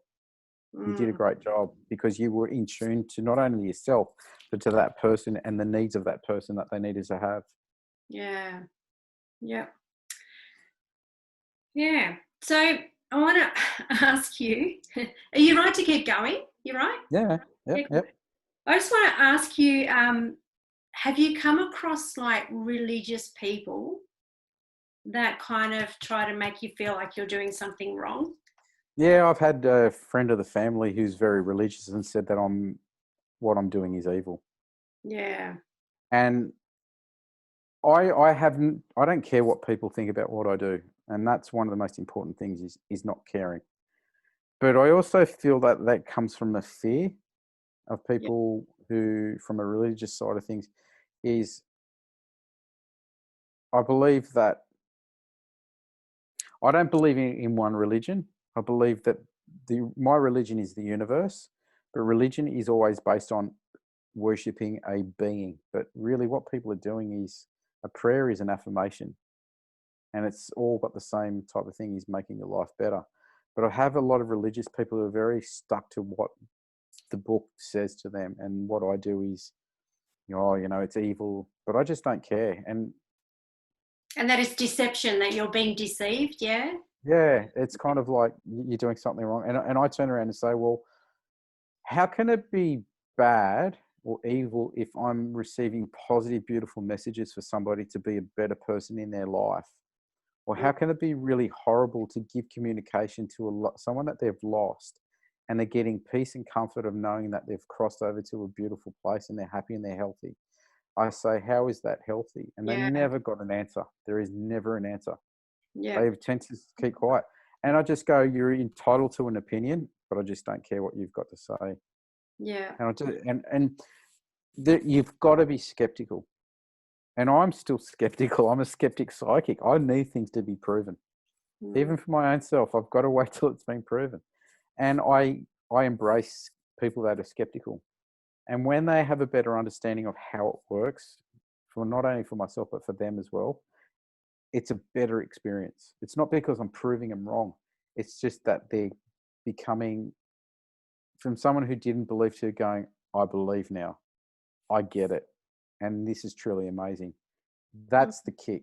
That's the greatest Yeah. bit. But anyone who's watching this who's worried about doing something like this, or that they've got a fear within what they do because of how other people may perceive them, let it go. Don't care. Yeah. You know, if you're doing good, then you're doing the right thing. Mm. And I think that particularly with religion, I just think that that fear has been so ingrained in the human psyche just because of the history that Yeah, we've been through. And it was pretty horrific, really, what we've been through, as a humanity, and some of the, ways that witches were dealt with, even Jesus, the way he was yeah, dealt with. And I think if we weren't one of those that went through it, we were forced to watch it. And that's yeah, what comes through the past life hypnosis. It's not that people went out and go, yay, we're watching someone, go through this. They were forced to go. So mm, whole towns were forced to go. And, there was loved ones that people watched go through that. And so I think it's just so ingrained that even though probably in the moment everyone thought, oh, they're going a bit overboard with saying everyone's a witch and whatever. But I think that once hysteria is kind of, once there's hysteria within the people, then they kind of all just get on board with it. yeah. But in saying that, I've met a lot of people who into this spiritual side of things, but they take that spiritual side too far. They live in another In universe. a bubble, yeah. Like there is people that, you know, I know of people that are continuously not. There's balance in life. There is time to be energetically on, which is what I do. But then there's just time to be just me, to be Yeah. Dave, the musician, or just the clown or the idiot that that I can be. You know what I mean? You Yeah, got to be. You can't absolutely. always be in a spiritual realm. And unfortunately, I've met a lot of people, who are religious, and they live by the Bible. They live by their whole aspect is all about what the religion tells them to do. But in saying that, there's people that live in a spiritual world. Oh, I'm constantly in an astral plane, and I'm flying to this person, I'm communicating with this other person, and I'm doing, and I go, well, where do you find time to go do your shopping? When do you find time to just do your housework and just be an human? You know what I mean? Like Yeah, there is extremes on every level, there is. and you've got to understand there is a balance. So there's religious people who are really religious by whatever religion they follow, but then there's also the spiritual people who are extremely spiritual as well. You've got to come back to just being you and what it is you want to do, and some people are brought up in that spiritual world where their mum and dad might have been hippies, and they did all this psychic stuff and all this other stuff and growing up, and they've ingrained that into their child as well. And when they meet people who have some sort of religious background, they're kind of like, they look at me in a strange kind of way, going, what is all this? Yeah. What you do and what I do is about being very open-minded. And I feel like if you have a balance, be in it when you need to be in it, but come out of it when you need to come out of it. Yeah. And don't let one thing influence everything you're doing. Like, I don't allow my psychic ability to influence every aspect of my life. I use it to help make decisions, but I don't, because I'm a psychic, I can't be doing this, or because I'm a psychic, I shouldn't be doing this. People think that I should be eating certain types of foods. I shouldn't drink alcohol. All the Or I shouldn't go. expectation. Yeah. I've even had someone say, "Oh, I thought you'd look like a wizard." Pointy hat. Yeah. You'd have a beard and be wearing all these weird clothes and have all these crystals and all this stuff around you. It's kind of like, well, no, it doesn't work like that. Yeah. So there is, people perceive you to be something, but you don't have to necessarily be that. Yeah. Just be balanced and be in the moment. be in the moment. Don't be influenced or be just stuck to what beliefs you have. It's great to have a belief in something, Yeah. but don't let it influence your whole life, because you will just miss so many amazing things along the way. Yeah. And I think too that, and this is a chapter in my book too about religion and anxiety, I think you put just way too much pressure on yourself about wrongs and rights, whereas life is not about this is wrong, this is right. I mean, obviously it is. You don't want to be hurting people. You don't want to be doing the wrong thing, but you make mistakes, and, it's like, yeah, I don't know. I just think that sometimes people put unnecessary pressure on themselves to be the way that they feel like they're supposed to be. Because that comes again from the outside noises of looking at social media or worrying about, oh, I'm 20, I should be this, or I'm 25, I should be that. This person's got this, why don't I have that? And then when they start to compare themselves to other people, or thinking that they should be something at a certain age and putting those pressures on yourself, Yeah. you go away from your sole purpose. Yeah. Some people go, oh, why aren't I in a relationship? Why won't I ever be a mum or a dad? It's because you're not ever meant to be. It's not your purpose. Yeah, because if a soul's meant to be with you, it's going to come. Absolutely, 100%. Yeah. So a lot of people, as you said, put way too much pressure on themselves, and that's when they get lost in life. Yeah. We are our worst enemy. Absolutely. Yeah. I want to ask too, if you have someone come to you and they're asking about a loved one, not necessarily someone that's passed, but someone in their life that may be going through trouble, do you have permission to get info about them? Look, it's a fine line. I call that sometimes psychic stalking, and it's something that I don't get involved in. Yeah, because I was going to say, like, do you get info for a start? And I get info of what needs to be given, and that's about as far as it goes. So if for instance, a girl's, worried about her boyfriend, because he's not communicating, and she feels like, he might be cheating, or he's going, or something like that. Sometimes I get information to say, look, he's just going through a really rough trot, and he's just questioning himself, and he's just not feeling himself, and he may be feeling insecure at the moment. And that's just where it is. I'm not going to get the dirty details or something. I do get a number of people wanting me to psychic stalk, and I just refuse. It's against what I do. I don't think you would have anything come through anyway. Like, is it blocked? Like, is there... Yeah. It's like being a peeping Tom, walking up to someone while they're having a shower in the bathroom. Yeah. You don't do it. So one, I would never engage into it, but I know my guides and angels wouldn't give me that information. They'll only give me what needs to be known, and that's as far as it goes. Yeah, because free will and that's all respected. Universally. Absolutely. And I respect the process, and I want people to respect it as well. Yeah. If people are going to come to want to know the gory details of somebody else, then that's not what it's about. Yeah. If they don't want to better themselves in a way, then don't come. Yeah. And do you sometimes get advice for them though? Like if someone that they love is going through a really difficult time, like I know, for example, once a lady was told to just visualize purple all the time. around that person. Is that something you sometimes get that can Yeah. help them? It's about them, how to handle that person through whatever situations they're going through. And it's really good because it's also a learning curve for them, because they may come across someone who might be going through another similar situation and they are able to give that same advice to somebody else.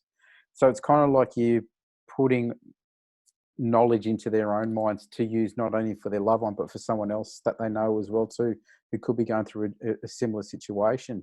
So it's actually really beneficial for them to receive advice on how to handle someone who might be going through whatever it is, but then they can use that in their own knowledge book for something else that may pop up in time in their lifetime for somebody else, or even their own self. So it's amazing how that one message can have so many different messages for so many different people.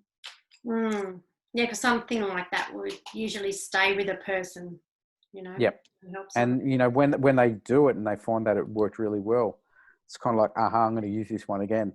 Yeah, and that's So, human nature too. Like, human nature is to want to help, and everyone that comes to me, well, not everyone, but probably everyone, they all want to know how they can help. Like, I would just want to help people. I want to feel useful. I want to feel. sometimes just sitting next to the person and saying absolutely nothing is more Yeah, than actually saying things, because the souls will talk to each other.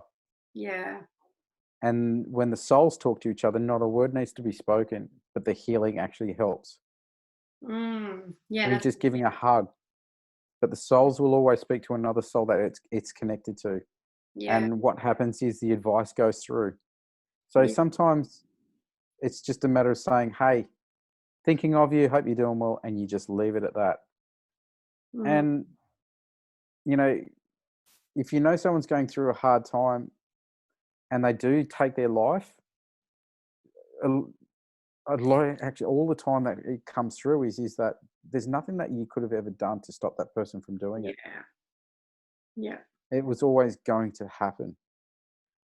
But you've got to understand that you can only do so much for somebody, but it's their choice to make that decision to help themselves. yeah, You can be a shining light, but you can't fix them. You can't help them. They can only help themselves. The way to use the word help is just make yourself available. yeah, yeah. When you make yourself available, it can be in any way, shape, or form. It can be just sitting next to them, could be sending them a message, could be calling them, whatever. Yep. You just let the souls do the talking, and you will help them. Yeah, and just do stuff if you feel like it. If you feel like Yeah, it. Yeah. absolutely. Have you ever cleared energy in a house or somewhere? Yeah, Yeah. I do it every couple of days in my own place. It's about doing. Is that because you get visitors? I get visitors, but it's also mine as well too. Just from my own thoughts and feelings. It's nice to. I love the smell of white sage, burning it. Yeah. Love the smell of it, but I also love the smell of incense as well. So there's a process which I do about cleansing. You go in, open all the windows, you do a circular motion with white sage, fill the room up with smoke, and then just say any negative energies to please leave the room. And then it's about, putting salt around the perimeter of your house, and also getting rock Actual salt salt, like actual rock salt. and Yeah, you sprinkling it put it on all the way around. around the perimeter of the whole house. Or if you're in an apartment, you can just use rock salt in a spray bottle And what does and salt spray. do? Salt is a repellent of negative energies or negative spirits. They just don't like it. So it's like you've seen vampire movies where they throw salt and it burns them. It's a similar situation. Okay. So rock salt, pure rock salt in some water, and you dilute it and you just spray it around the room. It helps cleanse. I always tell people to get rid of clutter. Declutter, even in your drawers, under your beds, everywhere, declutter. The less, that's why me as a person, I can't have secondhand furniture. I've actually got to have brand new furniture all the time, because everything absorbs energy. So Yeah. when I do readings, I do one thing called psychometries, where I hold a piece of jewelry. And what I do is I hold that in my receptive hand, which is my left hand, and I'm able to pick up an imprint of their past, present, and future. But antique furniture has so much history behind it, but people's energy goes into it, like chairs. Or when I go to a hotel, I actually have to bring a doona to put on top of the bed because Okay. I can feel the people that had actually slept in there the night before. And Ah. it can be really gross at times. I struggle in hotels. Yeah. I don't usually sleep in hotels very well. So I'm always got new furniture when I move or have to get something. I never take secondhand furniture. As much as I love the look of secondhand furniture, I just can't have it. Ah, So okay. it's just one of those things. Yeah. And when you cleanse houses, do you find that the energy kind of gathers in corners? I actually find the bedrooms to be the worst ones and lounge rooms because that's where people tend to spend most of their time. I don't feel like it gets cluttered in corners. I just feel the whole room itself. It's not a particular spot. It's just the whole area. So you got to cleanse your house all the time. It's like washing your clothes. You know, you got to wash your clothes all the time. You got to cleanse your property. So When you do the perimeter, you don't have to do it all the time, but definitely spiritually cleanse the energy on the inside. You will sleep better. You'll eat better. Your relationships with your family members or whoever's living in the house so much better as well. mm. And so you fill it with white light? You use white light? Fill it with light. Yep. So I cleanse it with the sage and salt, and then I just white light the room, and then I'll leave it. And I always start at the front of the house and work my way to the back, Mm. and do garages and sheds and all that type of thing as well. And once you've cleansed it with the light, with the white, do you then bring in anything else, colors or anything?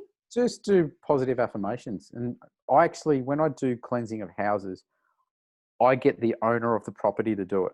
I don't do it. I guide them and show them how to do it because Okay. I want them to leave their imprint, their energy in there, into that room, their own positive vibrations and energy. And so, you know, if they need me to demonstrate it, I'll demonstrate it, but I'll walk them through every step of the way of cleansing the property. And if you're feeling a soul there, like if you're Mm. feeling that there's something that's been there for a while, maybe trapped or doesn't know how to go, Ask it do to you, leave. oh, do you? You don't help it Yeah. cross? Yeah, help them cross over. I show them that where the white light is, and I ask them to leave into that white light, and I send them always with love. Yeah. So do you, for them, do you like, because I was always told and I found that it worked to visualize a pillar of white light. Is that what you do? And ask them to go into it? Yep, that's exactly right. Yep, absolutely. Yep, and it works every time. And some of them are a bit persistent because they're afraid to leave, but you show them the way where they need to go, and they go. Yeah. And just immediately you feel the energy change. Mm. So it's really good. I remember when I lived with a friend of mine, and we had two visitors, right? And we were both kind of, quite intuitive at the time. And there was one that came, and I felt quite comfortable around it. And I'm like, oh, this Hmm. one's all right, you know, like I just sort of felt the energy. And my friend's like, oh, ugh, can't stand it, right? So we just picked up on different energy. And so when it was there, I did the pillar of light, and I felt like that spirit just, like that soul just went straight in and, you know, left and happy.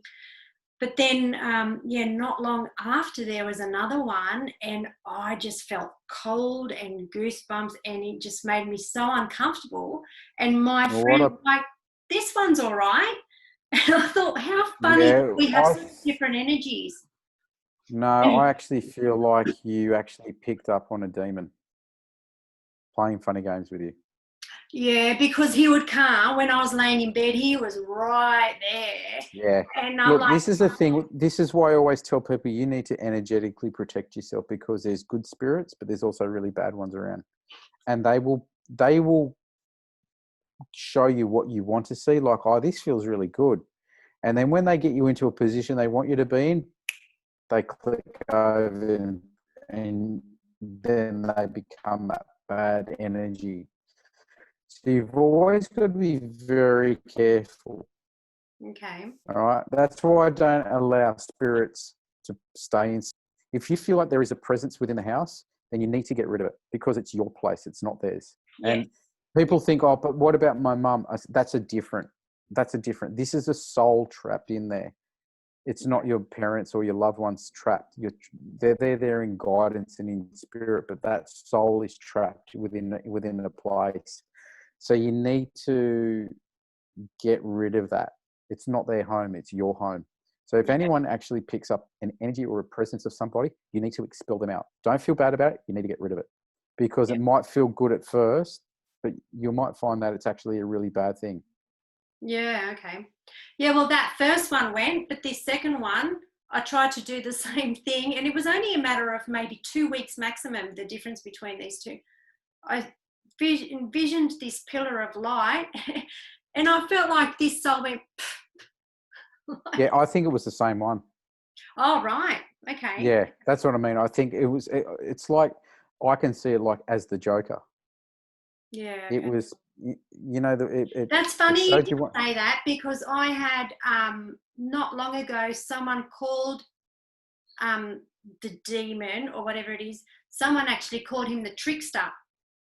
So now that you've said Joker, I'm like, oh, that's a similar word, isn't it? Yeah. So that's how it was. What's that card in a deck of cards that everyone gets rid of? Is it the Joker card? I think so. You know, yeah, and he's dressed up a certain type of way. I don't know what type. That's how it's being pictured to me. It's that type of person. Yeah, okay. So I'm glad you didn't engage with it. Yeah, no, So, I don't. But I remember handling it, but I remember it, like, that one was so intense. He just came straight up, and it was actually around the time that I had all that stuff going on when I went to the psychic, and it was just after, so I kind of felt a bit empowered, but it was like ice. It was so cold and right next to me when I was trying to sleep, and I'm like, you're not going to scare me. No. And that's the thing, they feed off fear. Absolutely. Never show fear. Never give them fear. So it's a crazy world that we live in physically, but it's also a crazy world we live in spiritually as well. So my advice is never engage with a spirit. If you're not used to doing it, don't ever engage. I don't engage with it. Anyone that says that they do witchery, I walk the other way. Anyone who says to me that they have used a Ouija board, I walk the other way as well. Yeah, okay. I don't get involved with dark light. I'm always working in the white and never and anything else. So Ouija boards are bad?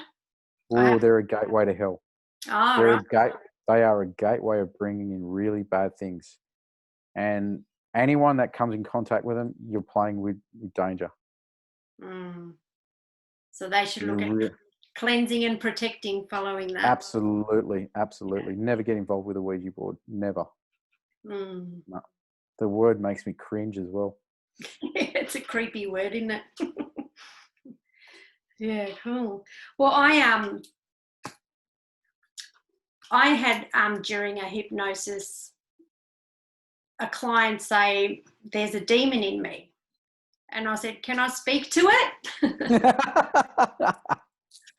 Let me speak to it. So I did. And I mean, I guess my perception of good and evil and bad spirit, good spirit is probably different to yours. But I said, can I speak to it? And I started speaking to it, and it was just an energy that had trapped. Sorry? I feel like it had been trapped. It was kind of trapped in there, but it was there because on a subconscious level, she wanted it to be there, and it came at a time where she needed it. So it was actually there doing a purpose. And the name demon didn't really fit it. You know, it's just a name. But it was an energy that was serving a purpose and kind of helping her through situations where she didn't have the strength to. So this is when this energy would come up and it would just make her do what she needed to do. You would know the difference between a demon or just a bad energy. Demons mess you up. I've seen it firsthand. I've had some sort of attachment from a demon from being stupid with this earlier on in my years of doing this. Yeah. And it terrorized me. Ah, Absolutely terrible. So I've had bad spirits attached to me, and I know the difference. yeah, You okay. never want to have a demon attached to yourself, because to get rid of it is so hard. Yeah, It's okay. hard, and it But damages you. you have to invite that though, don't you? You have to be willing. Is that You right? have to be, yeah, it's kind of like, not so much with the demon, bad energies, yeah, but more demons will attach themselves to you without you wanting it. But it's kind of like you play with a Ouija board, you got to suffer that consequence of doing something like that. Or you go into a place where, and you terrorize them. So, come at me, demon.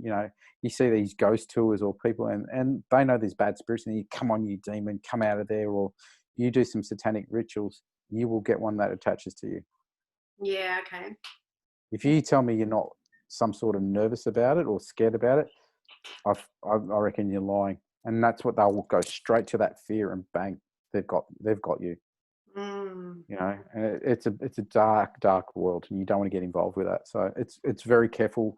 If anyone comes across a spirit anywhere, whether it's within inside of you or in a property, don't communicate with it. Yeah. I've got to really stress that highly. Yeah. Okay. Cool. Cool. Um, how you going in these times? And how's everyone Um, doing? First few weeks was really difficult, and it wasn't so much. I knew that my work was going to stop for a while. I've become a lot busier now. I knew people were going to get used to it and adapt to the new situation, and things will be okay. But the panic from mainstream media that they caused, I was feeling everybody's energy, so I found it really difficult to deal Okay. with. But I knew I was ready for it. Mm. So I've actually liked how people have been. They're spending more time with family. They're more appreciative of having that time with family. Yeah. But also, a lot of my readings have been quite heavy over the last few weeks too, because, a lot of people have had relationship problems, but because they're not home with each other 24 hours a day, 7 days a week, a lot of that situation has been brushed under the carpet. But because they had been together a lot more, those problems really came to the forefront, and Mm. they needed to be dealt with. Yeah. But for myself personally, it's been not great, but it hasn't been bad either. You know what I mean? Yeah. I always to try and find the positive in all this type of thing, and I've just learnt how to Mm. adapt to situations, adapt to life changing, and try and find the best out of everything. And that's how I've gone with it. So Yeah. it's And been that's pretty good. been everyone. And Yeah, I guess it's been kind of a time where people are forced to do something different. And yeah. Spend time with people. Spend time with your loved ones. yeah, yeah, that's You right. know what I mean? It's actually having a proper relationship with your family, because I think there's a lot of people out there who'd spend so much time at work and Yeah, forget to have a relationship. yeah, And yeah, this has forced them to be back there again. yeah, Make the most of it, because I guarantee once all the restrictions are being taken off and everyone's back at work, there's going to be thousands of people be sitting there going, geez, I wish we were back in lockdown again. yeah, yeah. I've quite enjoyed it. Yeah. I at first it was hard, but then I learned to really embrace it and just enjoy it. Yeah, You know? yeah. There was a bit of, I think there was a bit of like uncertainty at the start. There was like, what is this like? And all the panic buying, and everyone's like, ah. So The I think media once it all have calmed down, it was good. the media have needs to be brought to some sort of justice too, of scaremongering. I'm sorry, but Yeah, their job is to report on negativity. yeah, They yeah, don't report on positivity.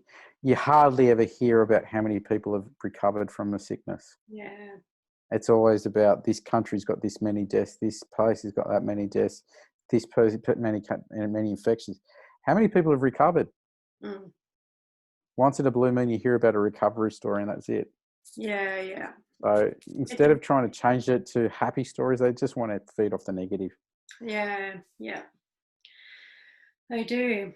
Um, Now, I know it'll probably finish up soon, but I know that you said that you've recommended, or you've told people about me that maybe they should come see me for a session. Is there anything you want to ask me on their behalf, like that you might think they want to know? I guess just give a quick insight to what it is that you do so people have got a better understanding of your own self, of how you work and how you operate. I guess like how I explained how I work as a psychic medium. What is it that you do that you specialize in that people can understand it better so they can go, I think that maybe that's what I need to, what I should do with my own self. Yes. Yeah. So I do the past life regression, obviously. Now, it's not just past lives. People go to all crazy stuff. Like I've had people go to, when they lived on another planet. I've had people go to when there was a battle on Earth before humans even came. People have gone to when they were in a star and when they were waiting to be born. So, but people kind of see whatever it is they need to see. So when they come to me, I spend probably about an hour just chatting to them, like you do. So we just kind of chat. I take some notes. I ask about significant moments in their life, significant relationships. I want to know if there's people that they've had a difficulty with. So I want to know their names. So I just kind of get an overview of their life. So yeah, we kind of chat a bit, and that just helps me. Oh, and I also ask them about any health issues, because same as Louise Hay, anything to do with health is, a message from the higher self. So we all know that. So Yep. yeah, so I ask health issues and then significant moments in their life. We kind of have a chat, and it's interesting because sometimes they will mention something that seems quite insignificant, and then during a session, during their past life, they actually go to something where I'm like, oh, this could be related to that. And there's been several times where I've thought, so I'll take the client to see several different days, and maybe between 5 and 7, maybe sometimes 8 days, just depending on how fast they talk, how much there is to explore. Sometimes it's just a snippet, sometimes there's, sort of ongoing descriptions. So the person's job, so when I hypnotize them, I'll say, you're just going to see an important day, and whatever it is that they get, they will get.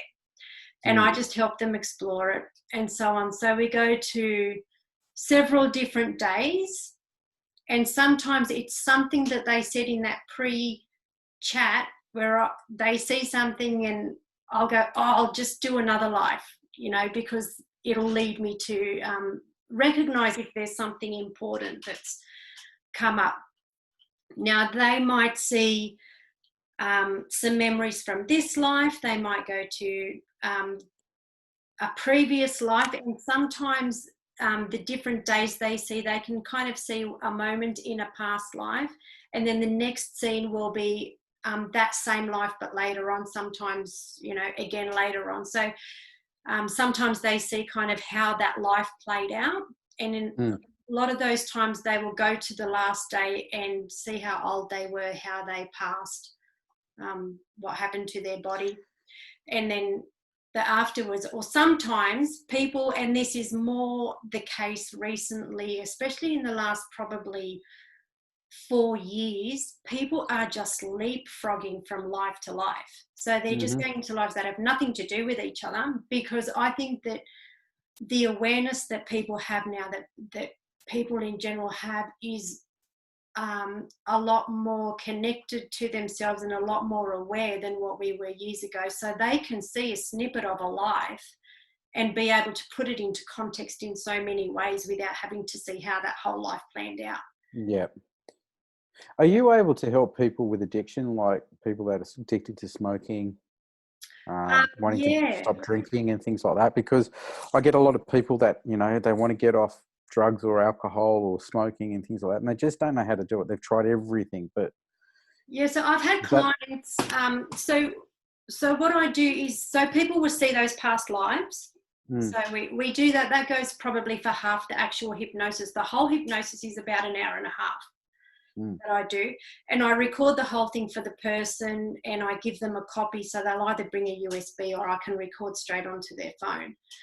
So the first half is looking at lives or memories. Sometimes the memories are just this life, and if someone religious comes to me, they actually don't go beyond this birth because their belief won't allow them, and that's fine because I'm not going to change their belief. I'll go with whatever they're getting.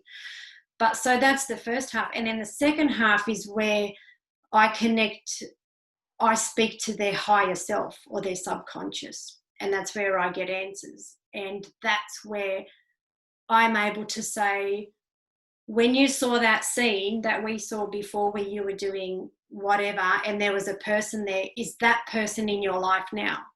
And they're able to say, yeah, that's my uncle or that's my boyfriend. And often, I've had people who in their life now have an executioner or a person that poisoned them or a person that kidnapped them, that murdered them, and they're now a character in their life now.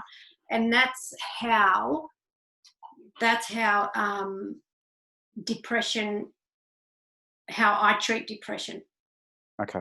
Because having that soul in the person's life, like having someone that had murdered you in a previous life, you've got subconscious feelings toward them. You know what they did, and that's within the person, but they don't understand it. And often, if there's been conflict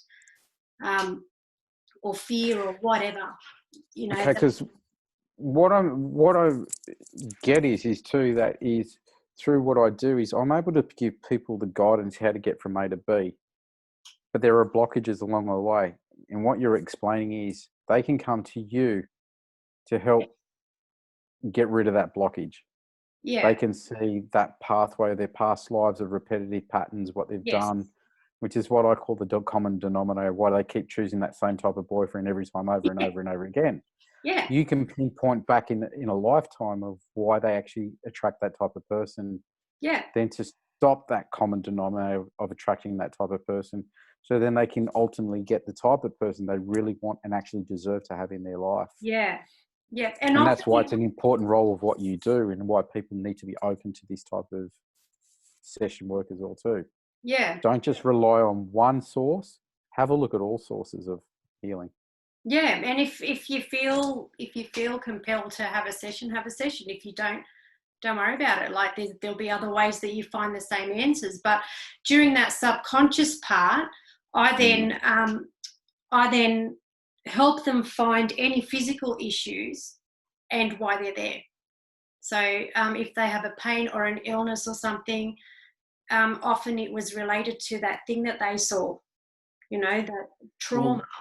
So I help. A lot of the times when people go through trauma in their lives, they push it. I guess our protective mechanism is to push it, but it ends up going into a bodily organ. Yeah. So you might find that your kidneys are not working properly because you've had some sort of trauma. So you've pushed that energy down into your kidneys and all of a sudden you start getting kidney stones or kidney infections or it's just not functioning right. So you're able to not only clear them up mentally, but also on that physical aspect of clearing out, trauma from the past, but also clearing out that energy from their bodily organs to help them be physically healthier as well. Yeah, just turn the light on. Yeah, absolutely, because it manifests for a reason, like they're holding on to it. And so, yeah, during it, we say what is there, and then we get rid of it, and I'll get them to do it. So they do it themselves through their higher self.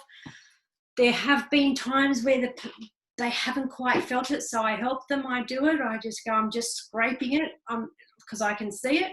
I'm scraping it in and I'm making a ball and, throw it away and, whatever it is that I do. But in terms of addiction, I have had a client remove the addictive gene desire out of their cells. Yep. So there was a drinker and that's what she did. And I've had people that then when I've called them up afterwards, I'm like, oh, how's your health? And they say, oh, yeah, I had scans and all my cysts are gone. There's just scar tissue there. And that's incredible. Yeah. And well, one lady I had, she didn't show me, but she had eczema on her leg, sort of between her knee, right on her shin. She had eczema. Didn't tell me about it, but during the session, the subconscious said, I'm healing the leg. And I'm like, oh, okay, all right, whatever. And then, because I didn't know there was an issue with the leg. And then she woke up, and then I said to her, oh, yes, because then we chat afterwards as well, because I make sure they can put everything into place, you know, and I kind of have a chat to them. So I said, oh, your subconscious said it was healing your leg. I didn't know that's something.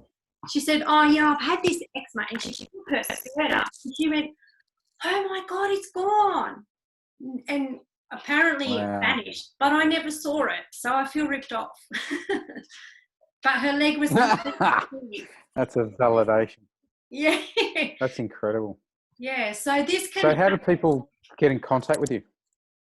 I'll put the link in the comments, but my Facebook page or my email, I'll put it all in there. My website I really need to update because I haven't touched it for a long time, but it's quantumsleep.com.au, and my Facebook page is Quantum Sleep. Okay. And I've also written the book, which really I started it as a sleep help book because I noticed, because I was getting so many people with mental health issues, I also noticed all of them aren't sleeping. Like, they just don't sleep, or if they do, it's not peaceful sleep and it's not enough sleep. So I really started to concentrate on sleep and why do people need to sleep? Like, what is so important about it to do with mental health, and what happens during sleep? Like, how do people sleep? How do people have a peaceful sleep and all this stuff? So I started looking into it, and I found that I thought that I kind of developed a little process that people can go through when they're going to sleep, and I call it my RIFS method, RIFFS. And it's a little thing that people can remember and go through the steps while they're laying in bed. And to be honest, like, it works for me every single time. And anyone that I tell says that it works for them. And it's really, really simple. But and that's what I started writing when I started my book. I actually just wanted to make a little handbook because I'm like, listen to me, people. I know how to fall asleep, you know. And I thought, I'm just going to write a book and hand it out. I'm just going to do a little handbook. So I started writing it, and I just couldn't stop. I just kept writing, and it ended up a thick, 300-page book, because then one subject leads to another, and then I'm like, oh, anxiety and depression, and then I'm like, well, I may as well chuck in suicide, and so it kind of, and in the end I ended up taking out about 6 chapters, leaving it for the next book, which I say I've started, but I haven't. I mean, I have, but I thought I'd work on book 2. But everything I know as a therapist from the past life hypnosis regarding mental health is in here. And so they can get that on your website and your Facebook on page. The Facebook page. Okay. So I've got a discount voucher on there too, but I self-published, so good for you. because I didn't want to lose control of it, because I've heard lots of people lose any rights, and I thought I'll just do it myself. So I've done that, and hopefully it's okay. All right, well, thank you so much for that. Yeah, thanks for joining me today. It was good. Thank you. I can't wait to do it again. But if anyone wants to know more about me, they can contact me as well too through. Yeah. So what's your business or your? It's called Your Messages from Beyond. Okay. That's Facebook, Instagram, and my website. So it's Your Messages from Beyond. Yeah, cool. All right, I might get the links off you, and we'll put it in the comments and everything. Sounds good. Cool. All right, Dave. Thank you so much. All right, nice chatting. I'll see you later. Take care. See ya. Bye. Bye.